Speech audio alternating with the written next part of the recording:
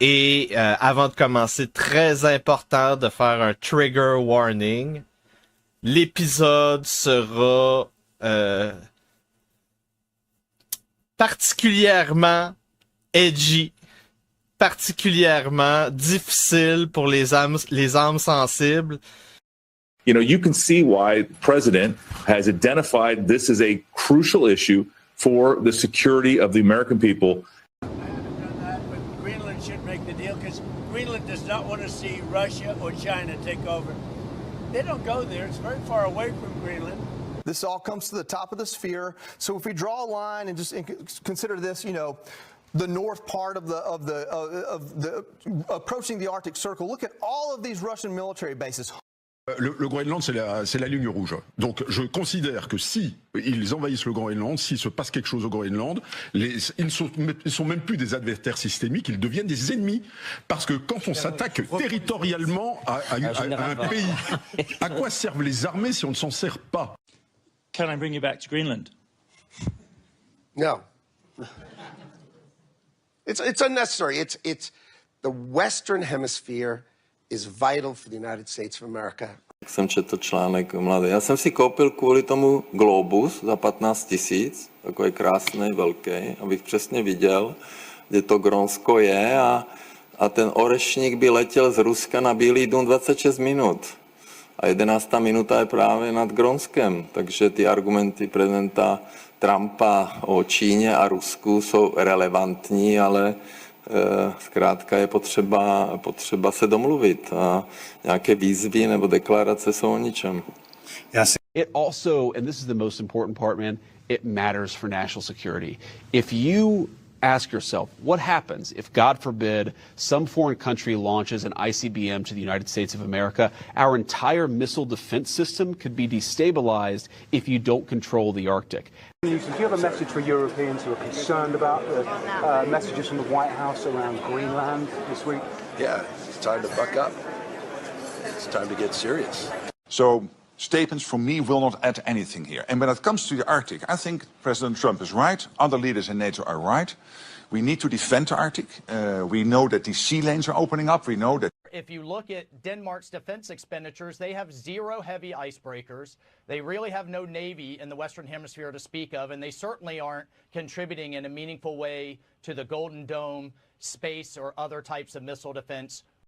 The people of Iran are being slaughtered in the streets and in their homes by a regime that shows no mercy. More than 12,000 Iranians were massacred in 48 hours.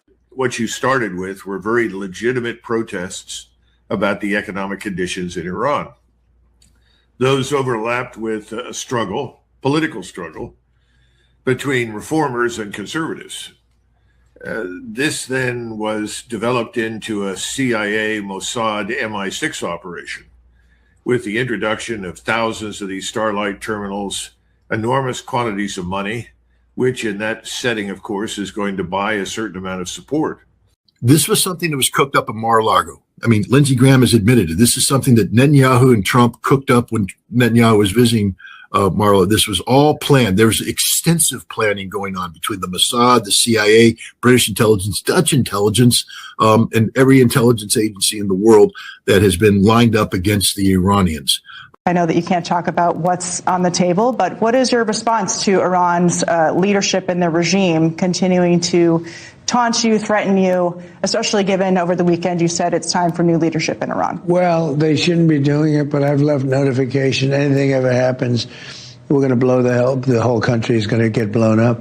So proud of what the president did, and Marco Rubio and Pete Hegseth and everybody, our military, Maria Corina Machado, and what they did in Venezuela is going to change Latin America.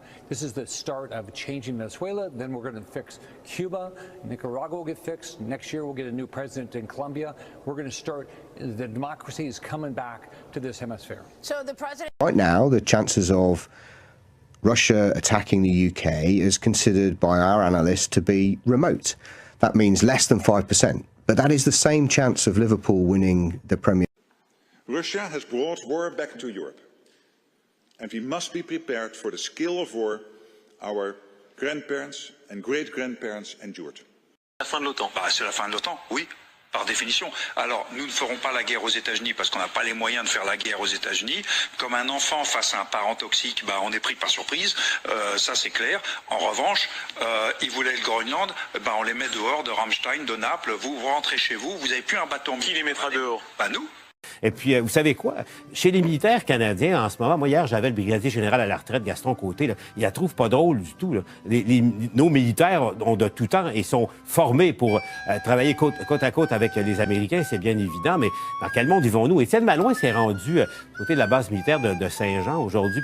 Regardez quelques-unes des réactions spontanées des membres des Forces armées. Là, toujours. The United States has moved into the imperial phase of empire. Adversaries remain on notice. America can project our will anywhere, anytime.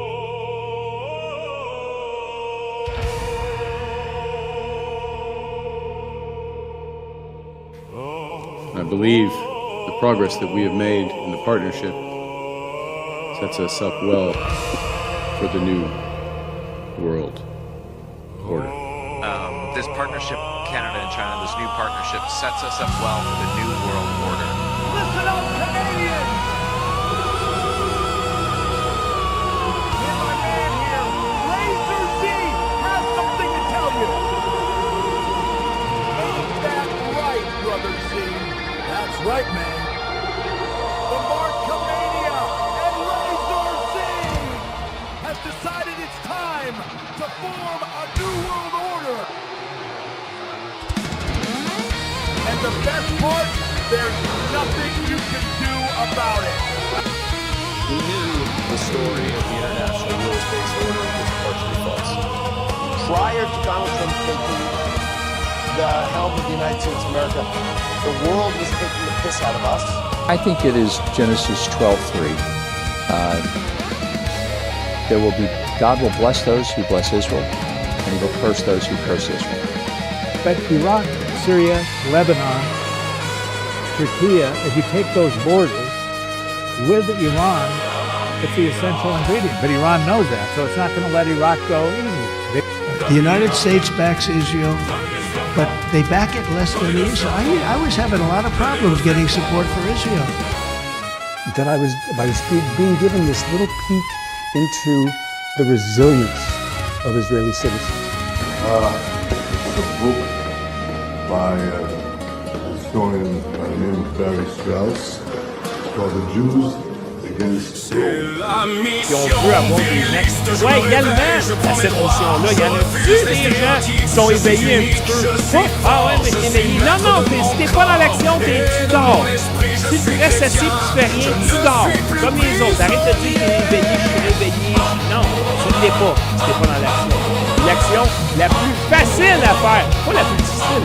La plus difficile, Yann, c'est de se lever, d'aller manifester. You're saying it's becoming almost impossible to be an outspoken defender of Jews and defender of Israel and to be a proud Democrat. The Bible proves that the Jewish people are the most unique people on the face of the earth. They are a chosen people. They are a covenant people. They are a cherished people. They are the apple of God's eye. Non, la plus difficile, c'est construire sa baronnie pour conquérir le Québec et fonder la couronne québécoise en tant que roi. Mais le plus facile, Every year, the United States provides roughly $3 billion in military assistance to Israel. The benefit we get from that, the Mossad. Nous avons une mission divine. Si c'est pas nous qui le fait, il y a personne qui va le faire. Aïe, aïe, aïe. Je gère mes émotions, je les exprime, je les canalise. Je ne suis plus prisonnier de mes mots, de mes angoisses, de mes colères. Je suis équilibré, je suis serein.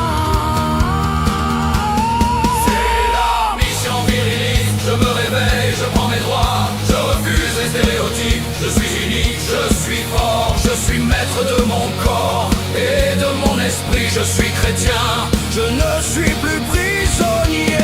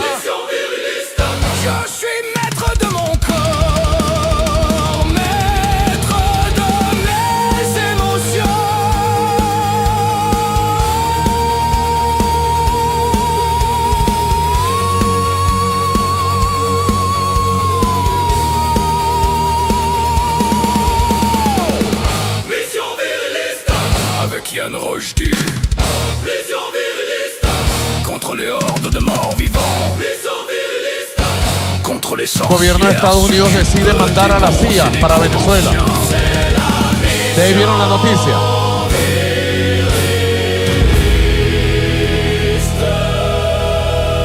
Si Dieu le veut.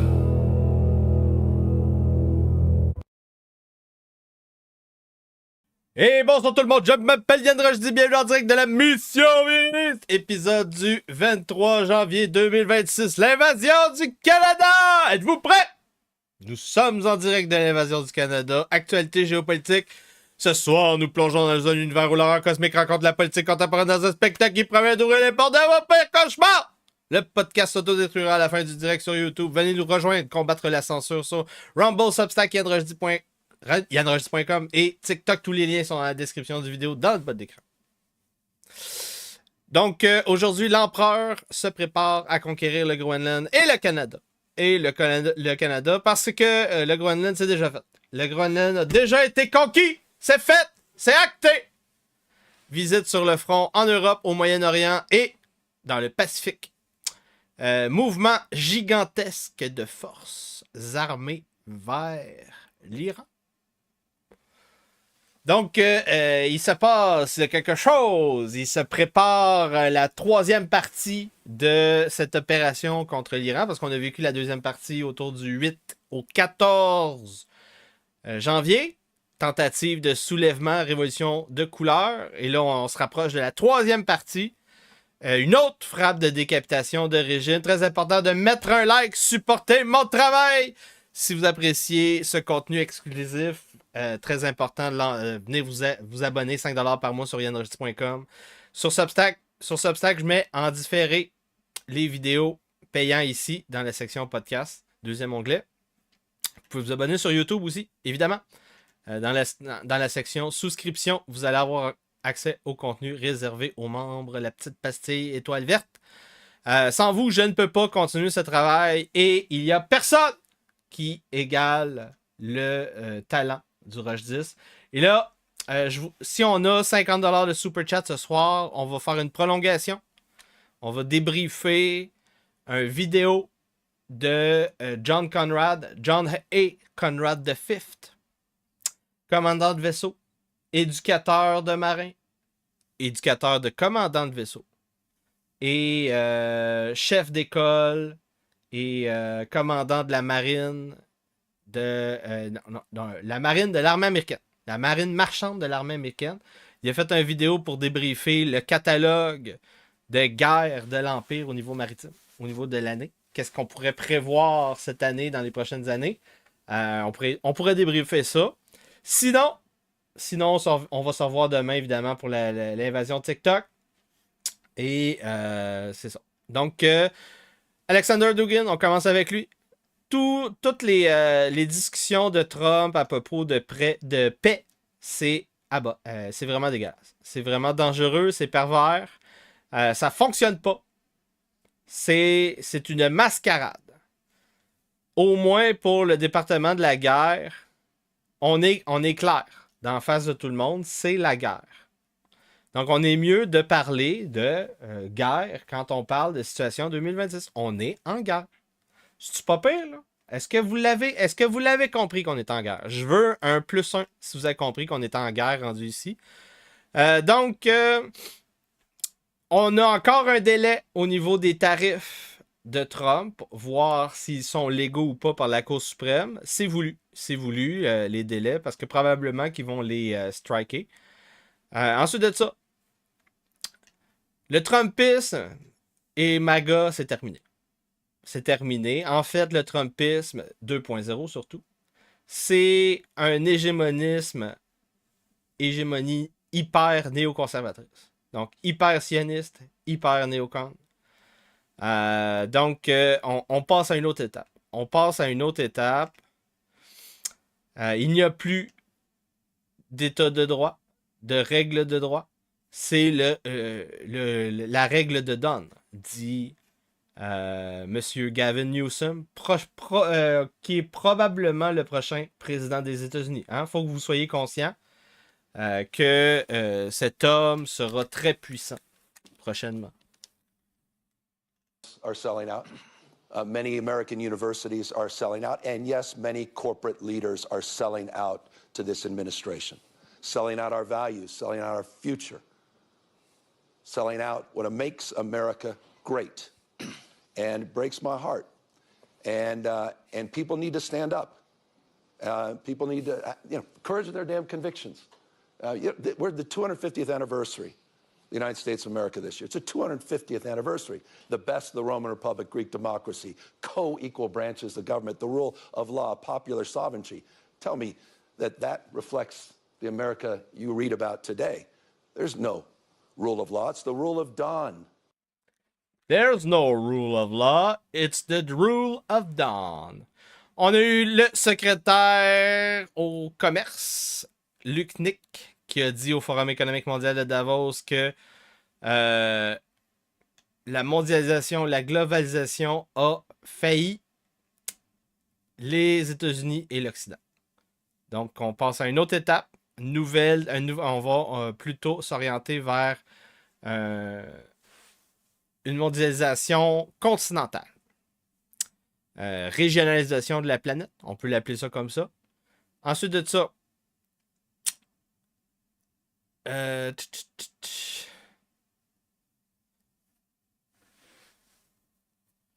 donc on a les centres opérationnels de l'armée américaine qui sont en train de coordonner une mobilisation qui est seulement active en temps de guerre.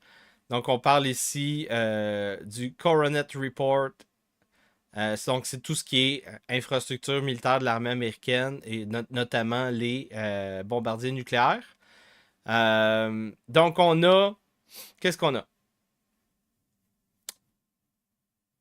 On a ici des chasseurs en Jordanie. On a ici des chasseurs, 35 chasseurs envoyés F-35 pour le Central Command autour de l'Iran. Ensuite de ça, on a... Qu'est-ce qu'on a ici?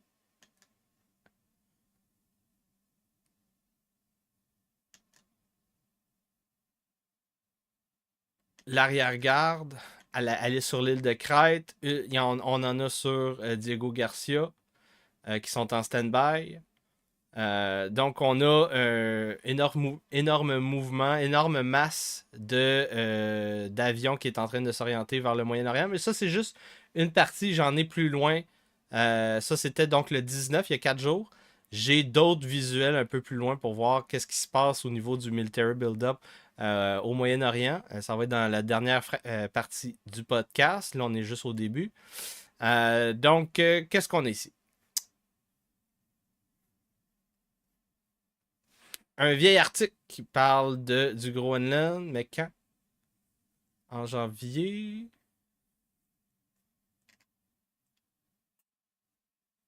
On va aller voir ça.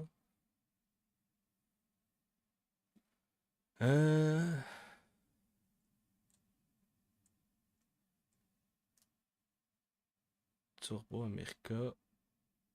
Donc, il parle évidemment donc la fin de l'ordre mondial libéral. Ça a été mentionné par Gavin Newsom, 250 ans, Fondation des États-Unis.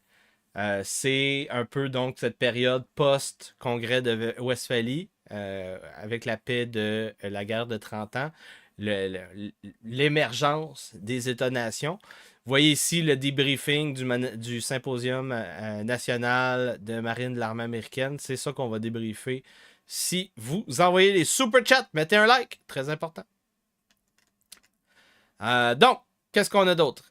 Oui, autre source qui démontre qu'il se passe énormément de mouvements de troupes sur la planète au niveau des États-Unis. Ça fait plusieurs manchettes où on parle d'avions commerciaux qui passent proche de foncer dans des avions de l'armée qui ont fermé leurs transpondeurs. Parce que quand les transpondeurs des avions de l'armée sont ouverts, ben, tous les gens sur Twitter suivent les mouvements d'avions. Vous allez le voir plus tard, j'ai beaucoup de tweets qui en parlent. Qu'est-ce qu'on a d'autre?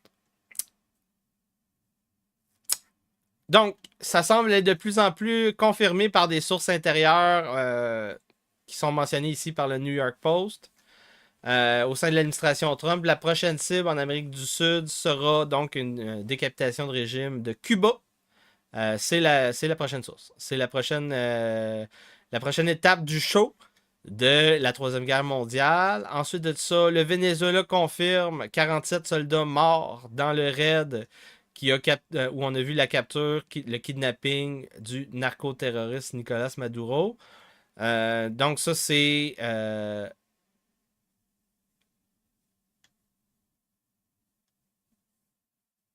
OK, donc sur 100 personnes, on parle de 47 soldats morts.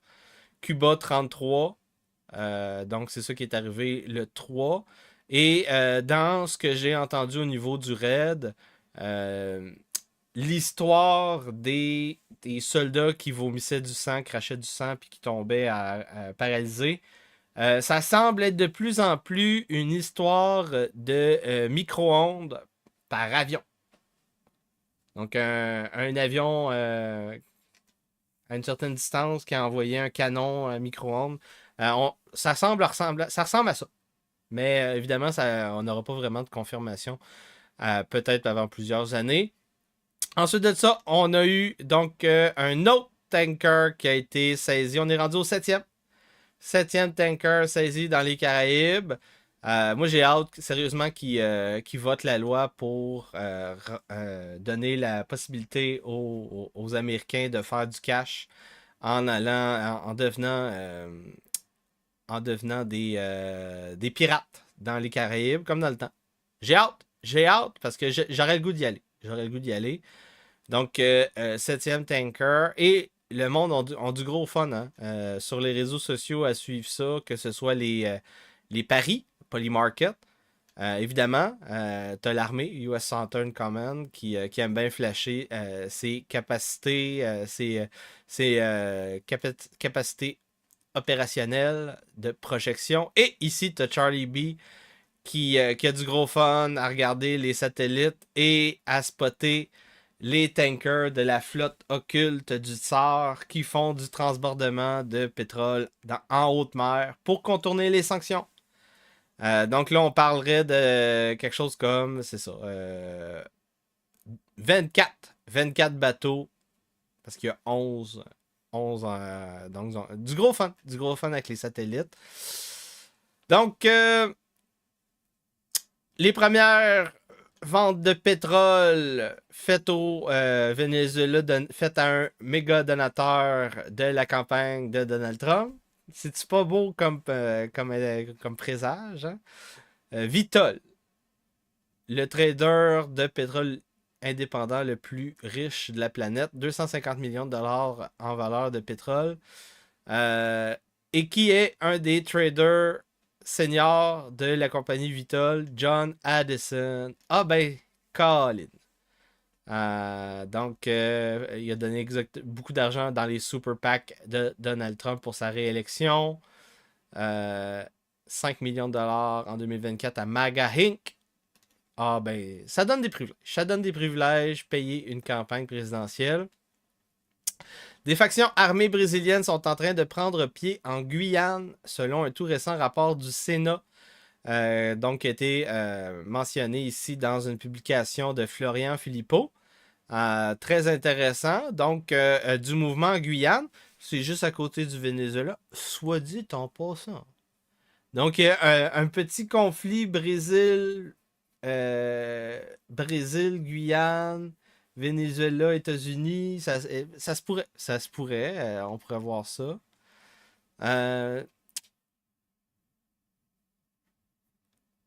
Donc, sur les réseaux sociaux argentins, on a... on parle ici de comment Javier Milei a abrogé une loi de 2011 pour protéger les terres et l'eau d'achats étrangers pendant qu'il y a des feux de forêt en Patagonie. Donc, ça continue. Ces histoires de complot sionistes en Argentine. Et là, c'est pas juste sur les réseaux sociaux, c'est donc dans un média.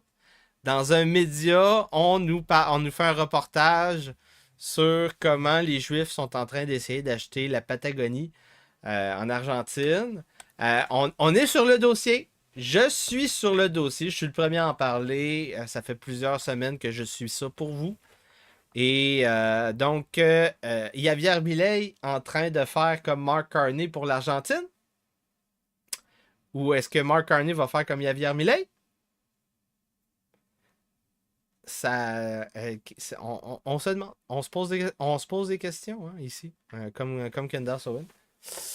Pour la première fois, l'Europe a bloqué l'accès aux Russes pour la mer Baltique. Ça, c'est une grosse nouvelle. Grosse nouvelle pour prouver qu'il y a augmentation des tensions. Parce que normalement, les Russes ont le droit. Là, ils n'ont plus le droit. Là, ils n'ont plus le droit. Donc, ils ont... On se rappelle, là, ça, c'est le... Ça s'appelle... On le sait. S'il y a des gens qui suivent mes podcasts de livres, vous connaissez ce détroit. Ça, c'est le Danemark. Là, ici, il y a un détroit. On en a parlé pendant la guerre de 30 ans. 3 épisodes. Ça s'appelle le Danish Øresund. Le sound. Le son. C'est le nom du passage. C'est le nom du passage du détroit qui est contrôlé depuis des siècles. Hein, depuis des siècles par les Danois. Donc dans les peuples scandinaves depuis des siècles et des siècles. Donc, ils ont été bloqués. Ils n'ont pas été capables de passer. Quand on voit une augmentation des tensions. Qu'est-ce qu'on a ici? Le Télégraphe mentionne que le pays de la Norvège a envoyé des lettres à des milliers de citoyens pour les préparer à une possible confiscation de propriété en cas de guerre contre la Russie. Est-ce que vous entendez le bruit des bottes rendu ici? Donc, les vétérans britanniques âgés de 65 ans ont reçu le message de se préparer pour la guerre. Oui, plus de 65 ans. Donc, réserve stratégique, 55 à 65. Il se passe quelque chose. On est en train d'aller chercher les vieux soldats pour les envoyer dans la première vague. Nigel Farage était bien fâché à propos des menaces de tarifs contre l'Europe à cause de ce qui se passe avec le Groenland. Et c'est ça. Qu'est-ce qui se passe avec le Groenland? C'est là qu'on est rendu. C'est là qu'on est rendu. Donc, le Groenland, terre incontournable au niveau géostratégique pour les Américains, surtout avec le passage du Nord-Ouest et ces eaux qui coupent la durée des voyages du Pacifique à l'Europe, à l'Afrique, de moitié. Je ne sais pas si c'est exactement de moitié, mais en tout cas. Donc, on a eu des négociations qui ont été ouvertes. Et là, après la visite à la Maison-Blanche, premier ministre du Groenland qui dit non, c'est une force à choisir. On va choisir les Danois qui ont stérilisé nos femmes et nos enfants. Parce que c'est littéralement ça qui est arrivé.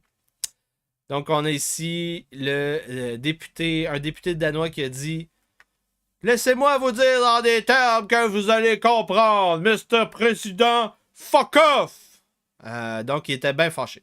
Il était bien fâché, les Danois. Ensuite de ça, donc les citoyens américains sont contre.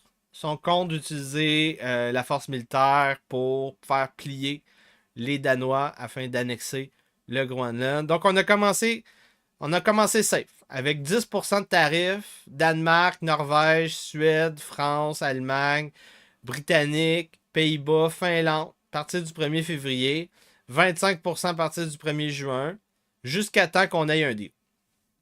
Donc, ça a commencé bien rough le 17, juste après l'histoire de l'Iran la semaine passée. Donc, évidemment, il y a des gens qui sont capables de lire des cartes, comme ce premier ministre tchèque a acheté un globe. Évidemment, si vous ne pensez pas que nous vivons sur un globe comme un certain Jonathan Blanchette, vous ne comprenez pas l'importance du Groenland.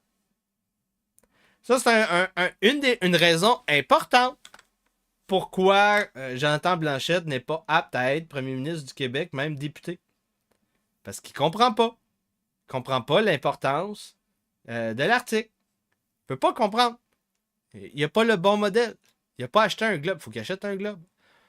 Donc, les pays qui ont été visés par des sanctions avaient fait ils ont fait un communiqué de presse pour dénoncer ces menaces du hégémon américain contre le royaume souverain du Danemark. Le royaume souverain du Danemark, membre de l'OTAN, commis à renforcer la sécurité arctique et à partager nos intérêts transatlantiques. Nous allons mettre en branle l'opération Arctic Endurance, conduite avec des alliés. Et c'est sans menace, mais nous allons donc évidemment répondre à ces menaces de tarifs, blablabla. Donc, Beijing a dénoncé dans des remarques ces menaces d'annexion américaine du Groenland. Nous urgeons les États-Unis à stopper ces so-called, comment on dit ça? C'est ce que certains disent être des menaces. Donc, c'est un prétexte pour poursuivre des intérêts selfish, comment on appelle ça? Des intérêts personnels. Des intérêts personnels. On va dire ça comme ça. Donc, c'est un ministre... Langage diplomatique pour dire c'est pas cool. Pas cool. Bon, on en a rien à foutre. Qu'est-ce qu'on a ici? Mark Carney. Mark Carney a osé dire que le Canada allait attaquer, combattre militairement contre les États-Unis si Trump envahissait le Groenland. Ça mérite un écoute, ce clip-là. I'd like to know what Canada is doing to protect the integrity of Greenland. And related, China fashions itself a near Arctic power and with some claims to Arctic resources. So I wonder if you could answer that question, what we're doing to help protect Greenland's integrity, and how do you feel about China's claims, such as they are, to Arctic resources? Well, several aspects of that. The first, with respect to Greenland, the future of Greenland is a decision for Greenland and for the Kingdom of Denmark. We are NATO partners with Denmark, and so our full partnership stands. Our obligations on Article 5, Article 2 of NATO stand, and we stand full square behind those. I'd like to know what... Pas cool. Quand tu dis Article 5, il n'y a personne qui te suit. Il n'y a personne qui comprend. Article 5, ça veut dire nous entrons en guerre contre les ennemis du royaume du Danemark. Il aurait fallu qu'ils le disent comme ça. Ça aurait été hot. Mais c'est non. C'est fail. Mark Carney. Macron, qu'est-ce qu'il a dit? Activons l'arme commerciale la plus forte, la plus potente, most potent trade weapon contre les États-Unis à cause de ces menaces contre le Groenland. Donc, 93 milliards de tarifs de pénalités. Ça aurait été ça, cette menace en question. Parce que là, il faut que je parle un peu au conditionnel, parce qu'il y a déjà eu un deal. J'étais en train de préparer l'émission, puis là, il y a eu un deal pendant la semaine. Ils ont déjà plié. Donc, c'est un récapitulatif qu'on est en train de faire, déjà rendu ici. Donc, qu'est-ce qu'on a ici? Ça, c'était escalade des menaces danoises. Donc, le Danemark menaçait de domper les bons du trésor américain pour commencer à diversifier ses finances. Ensuite de ça, on a eu l'opération Arctique. Comment qu'il dit ça? Arctic Endurance. 2 chasseurs danois F-35A que le Pentagone peut switcher à off du Pentagone. Chut. Faut pas le dire. Ensuite de ça, le premier ministre suédois Ulf Kristersson répond aux menaces de tarifs de Trump à propos du Groenland. Nous ne nous laisserons pas corrompre, chanter Seuls le Danemark et le Groenland peuvent décider des problèmes, blablabla. Les chasseurs alpins, l'élite de l'infanterie montagnaise danoise. C'est-tu danoise? De l'armée française. Sont arrivés à Nuuk, au Groenland, pour commencer l'opération conjointe avec les Danois. Donc, les troupes européennes sur le terrain. Énorme mouvement de troupes européennes. Un military build-up comme vous en avez jamais vu dans l'histoire de l'humanité.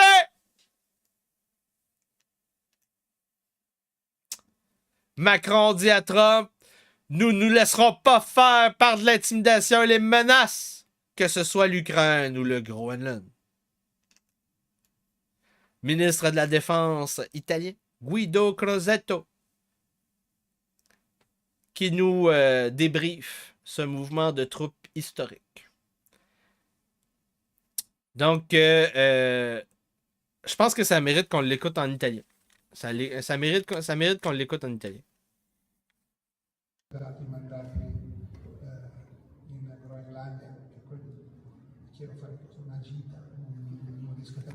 Le son est pas bon. Le son est pas bon. En gros, il dit je peux pas croire. Je me promènerais avec un verre de vin dans un party, puis là, j'arriverais, puis je dirais, imagine 15 Italiens, 15 Français, 15 Allemands au Groenland. Pour moi, c'est le début d'une joke. Donc, on se rapproche dangereusement du décompte final. Jusqu'à temps que les Allemands quittent le Groenland après avoir reçu un coup de téléphone. Donc, on a une opération qui a commencé, mais les Allemands ont quitté. Ça, c'était le 17-18. Ah, ça a été effacé. Les 15 Allemands qui ont quitté. Donc, Make America Great Again égale Make Denmark Small Again. Donc, on a le bulldog du tsar qui a ri de cette situation au Groenland. Des documents de la défense danoise ont été fuités. Donc, on mentionne que les États-Unis ont secrètement été chercher des informations sensibles à propos d'installations militaires, de ports et de bases aériennes au Groenland, sans informer Copenhague. Donc, les Danois qui sont de plus en plus scandalisés. 150 étudiants. Ah, ça aurait dû être dans la matinale. On va en parler demain. Pas à bonne place.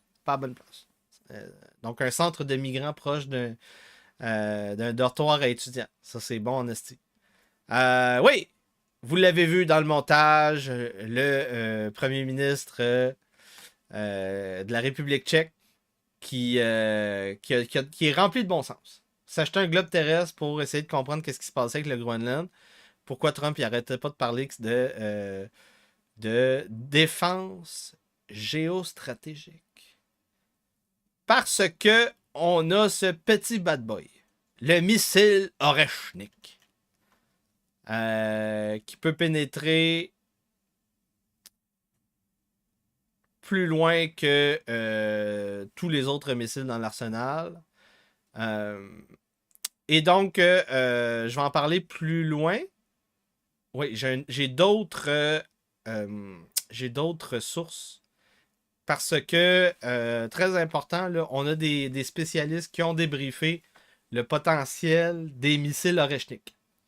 Là, il y a des trucs vraiment intéressants qu'on a appris.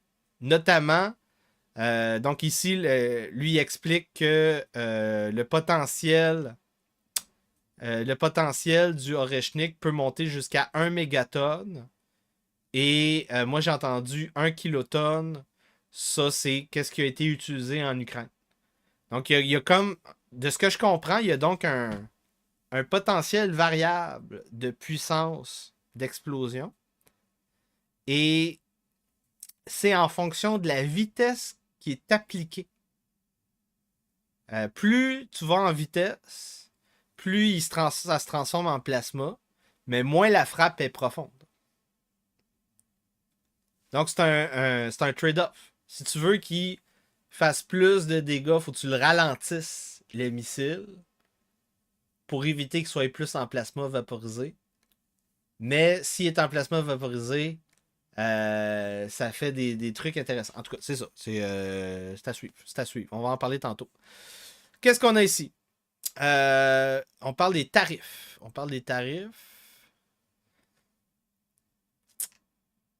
25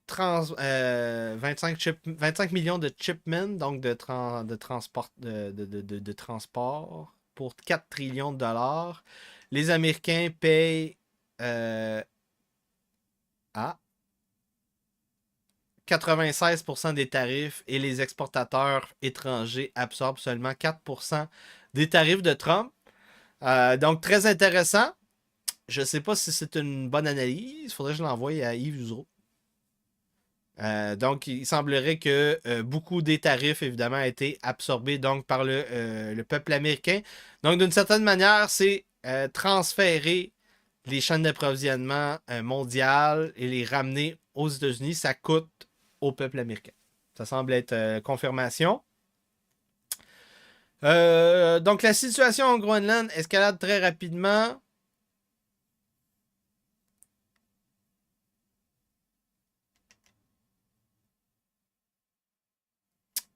On a donc les gouvernements européens qui ont mis sur pause l'entente du Mercosur, qu'on appelle, donc le traité de libre-échange Europe-Amérique. Ça a été mis sur pause ici à cause des tarifs de Trump cette semaine. 334 contre 324 pour bloquer l'accord du Mercosur. Ensuite de ça c'est drôle. Un vidéo sur les réseaux sociaux de gens MAGA au Groenland avec les casquettes pis tout. Donc des Inuits MAGA du Groenland. Un petit reportage intéressant. Je vous rappelle, très important de mettre un like, supporter mon travail si vous voulez qu'on débriefe le vidéo de 40 minutes avec John et Conrad the Fifth pour parler du manuel du commandement militaire marin américain cette année. On va faire ça après. Sinon, évidemment, vous pouvez envoyer des super chats pour la visite chez Lux Media la semaine prochaine. Envoyer des super chats pour les invasions TikTok la semaine prochaine. Cette semaine, celle de demain, elle est déjà payée. Sans vous, je ne peux pas continuer ce travail. Très important. Donc, l'Allemagne, les Français, très fâchés des tarifs de Trump. Nous allons suspendre, blablabla. Ensuite de ça, il y a eu quelque chose qui est passé dans les médias et les gens, moi j'avais mal compris qu'est-ce que ça voulait dire. Donc, on disait qu'il allait peut-être avoir 2 bataillons déployés des troupes parachutistes d'Alaska au Minnesota. La rumeur veut, selon certains, en fait, c'était une fausse information. Oui, il y avait un déploiement des parachutistes, mais le stand-by n'est pas pour le Minnesota, le stand-by était pour le Groenland. Donc, on aurait peut-être eu un show-off, 1500 parachutistes américains déployés au Groenland devant les 35 soldats européens. C'est ça qui aurait peut-être pu arriver. Mais, comme je vous l'ai dit, ça a déjà été fini, cette histoire-là. Trump a envoyé une lettre au premier ministre norvégien pour l'engueuler. Donc, grosse lettre.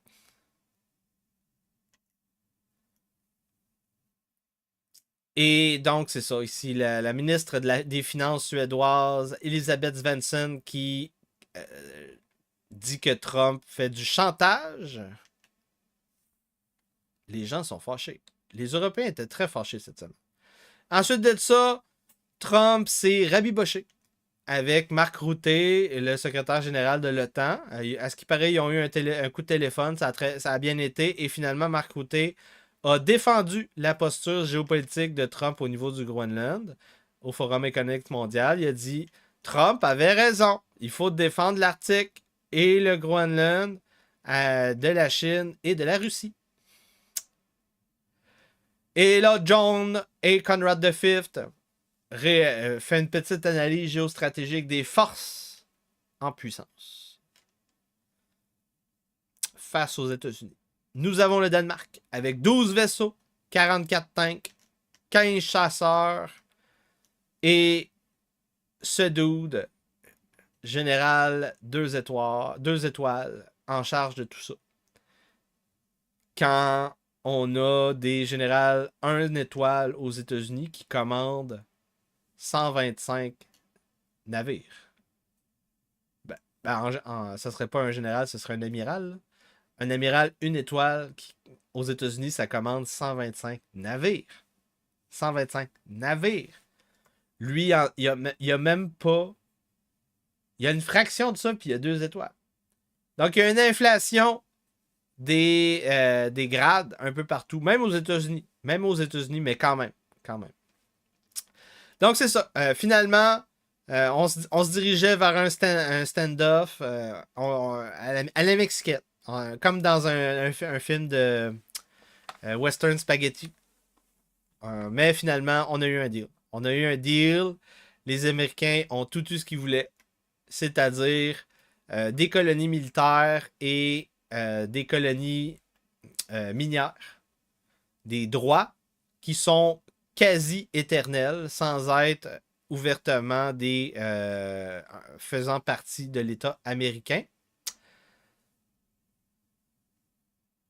Donc, c'est une partition du Groenland, techniquement, mais on va appeler ça selon le droit international des colonies. C'est ce qui est en train d'être en préparation pour l'Ukraine, soit dit en passant. Faut pas le dire. Donc, des petites poches de terre, un peu comme Alexis Cossette-Trudel à propos de la Palestine et de la Cisjordanie. C'est juste des petits bouts de territoire. Les droits sur les mines.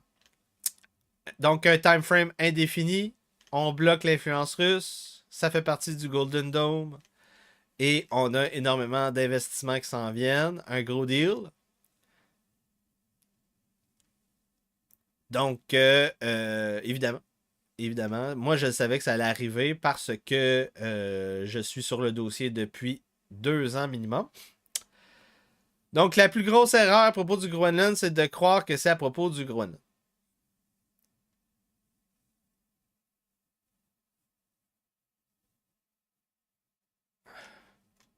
C'est pour briser un chokehold qui dit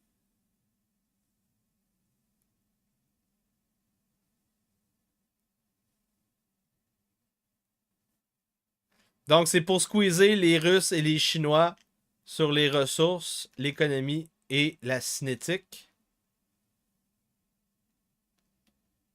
Donc évidemment le mirage des états de droit, du droit international, le signal et le bruit. Donc on est d'accord. Il reprend ce que je dis. Donc ça c'est très drôle.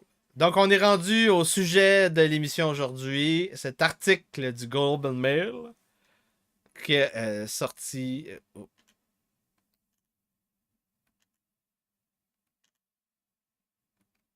J'essaie de l'avoir sans le style de paywall. Ah, ça ne marche pas. Je sais qu'est-ce que je vais faire. Je vais l'ouvrir en navigation privée. Ah! On l'a pas plus. Peut-être si je fais une recherche.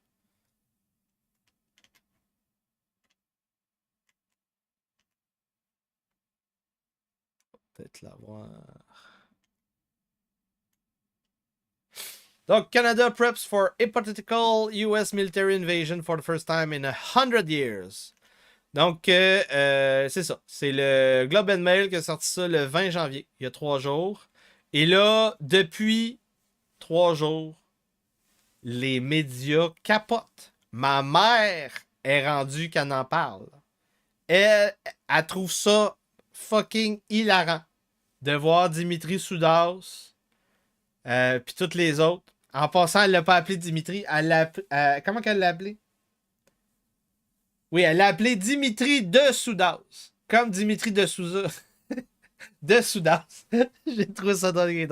Donc, Dimitri Soudas, il pédale en esti. Il était là à dire qu'elle allait envoyer des soldats à la frontière aux États-Unis. Ben, qui est, esti, lui? Base. Belle réponse de ma mère. Belle réponse de ma mère. C'est comme ça qu'on devrait. C'est comme ça que Trump il aurait dû répondre. Donc, c'est ça. Gros article. Donc, à ce qui paraît, on a des modèles militaires. On a tenté de jouer la guerre contre les Américains. Et là, mauvaise nouvelle. Cette personne était assise dans certains jeux, qui dit. Et tout à l'intérieur des 150 km proches des frontières était totalement perdu aux unités américaines avant la première journée. Avant la fin de la première journée. Donc, ultimement, faire un jeu de guerre, invasion des États-Unis qui envahit le Canada, c'est une guérilla. Faire la guérilla arctique. Sérieusement, moi, je vais pas faire de la guérilla en Arctique. Je vais pas faire de guérilla sur la Rive-Nord, genre Tremblant, Jonquière-Alma, faire de la guérilla. Fuck off. Abitibi, Côte-Nord. Non. Vous êtes fous. Vous êtes complètement fous. Pourquoi? Pour Revenu Québec? Pour des pensions qu'on n'aura jamais? Pour un ministère de santé et d'éducation qui ne sont pas capables de remplir leur mission? Vous êtes complètement cinglés. Vous êtes complètement cinglés. Mais donc, c'est ça. Ça a fait des bons vidéos. Ces histoires qu'il y aurait des scénarios de guerre. Complètement fou. On voit ici un drone hélicoptère des Britanniques qui a été testé pour la première fois la semaine passée. Très intéressant. Très intéressant. On voit ici un nouveau modèle d'avion transporteur qui va remplacer les hélicoptères aux États-Unis. Je trouve ça étrange parce que je trouve que ça a l'air fragile. L'endroit où il y a le mouvement des ailes, des hélices, là, ça a l'air fragile, mais en tout cas, c'est ça. Donc, c'est des avions hélicos qui peuvent décoller à la verticale. Et là, tu peux mettre l'hélice comme pour un avion pendant qu'il est dans les airs. C'est intéressant. Intéressant.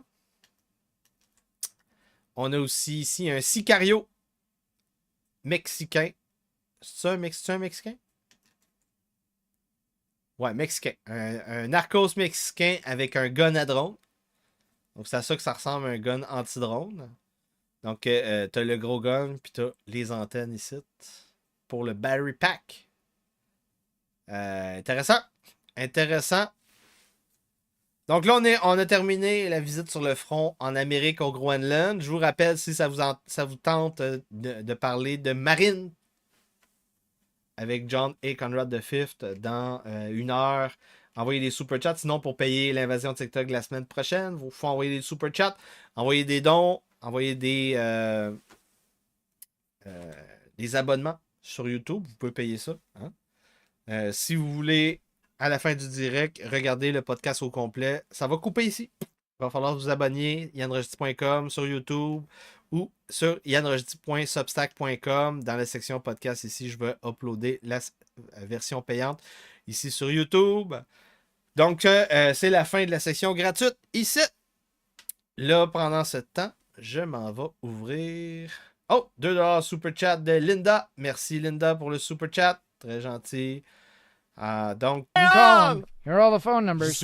But again, it's only a 2-star right now, and he's gonna say, "Yeah, I know. Call your congressman, call your senator. Don't call me. We need more money. Don't call me. $5 billion is not cutting it." Hey, merci pour les super chats.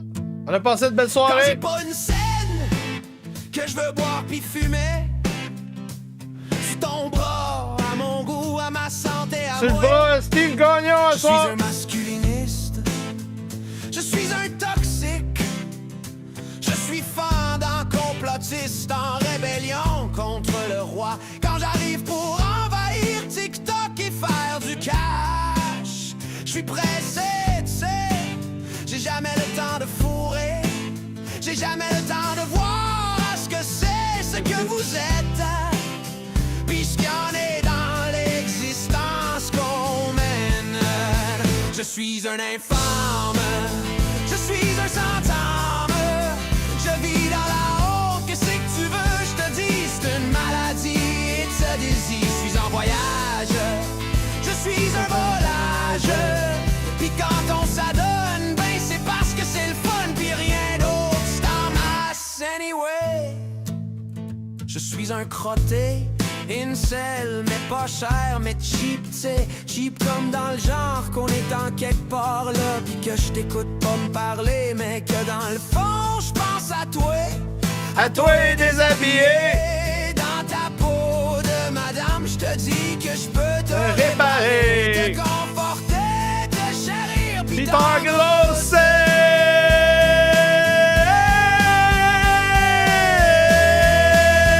Je suis un infâme. Merci pour les super chats, merci pour la belle soirée. On se voit demain matin pour la matinale du lait ensanglanté spécial arrestation de Ryan Wedding.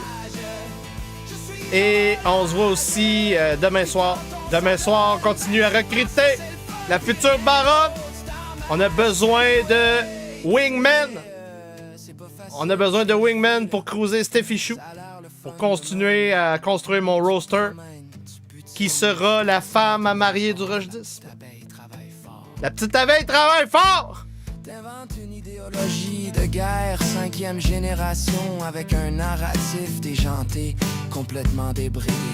Moment donné, un gars se tranquillise. Un gars se ressaille de se rassir, tu sais, veut dire fonder sa baronnie puis une inquisition. Avec une short pis tout, un gars se rabait la calotte, les bretelles pis c'est fier, ça marche droit, t'sais. Je cherche des désiseux, des sommeux, des gros laboureux. Je cherche des guerriers fiers, même la tête baissée, des joueurs de menterie, des aideurs de mal pris. Hey, ma gang de malades, vous êtes donc où? Ma gang de malades, vous êtes donc où? Ma gang de malades, vous êtes donc où? Ma gang de malades, vous êtes donc où?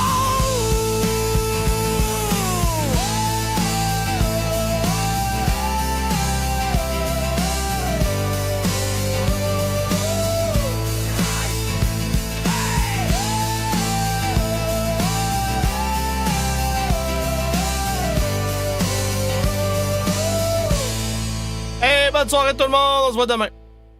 Au nom du narratif du Rush 10, mais débridé, l'acteur Yann Rochdy et le personnage du baron inquisiteur rentrent en rébellion ouverte contre la couronne britannique. C'est terminé! Nous arrêtons de nous soumettre. Tous les pouvoirs souverains sont rejetés au nom de Jésus-Christ. Et vous allez arrêter de nous raqueter. C'est terminé. Nous sommes en taquilla. Nous optimisons notre fiscalité. Nous créons des sociétés fraternelles. Nous travaillons dans une mission œcuménique qu'on appelle la Nouvelle Inquisition. Nous construisons la baronnie rolfienne. Et c'est comme ça que nous allons réparer le Québec. Bonne soirée.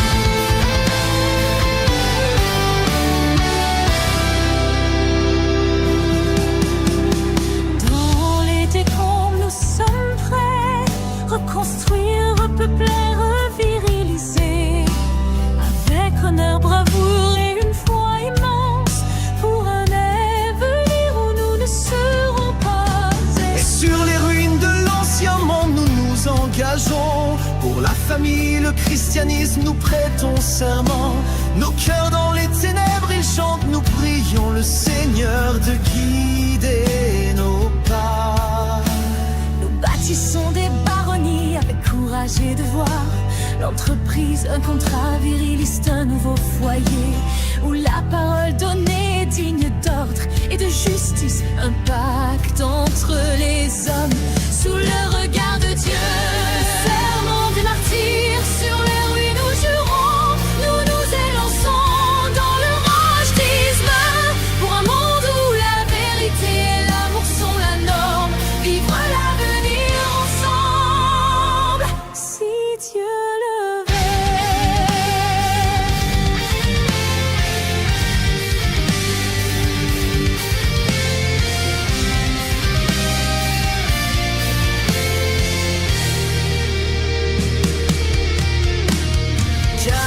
David disait Épicure, philosophe du déclin de l'Empire romain. La communauté, notre jardin, notre repli, notre forteresse, la localité, notre terre, nos racines, nos gènes, notre valeur. Le serment des martyrs sur les ruines nous jurons, nous nous élançons dans le rachetisme pour un monde où la vérité et l'amour sont la norme, vivre l'avenir ensemble. Le serment des martyrs, dans nos cœurs il demeure un cri de guerre pour vaincre les lendemains vivants. Sorcières, succubes, démons et nécromanciens, bâtir une baronnie, reviriliser le Québec.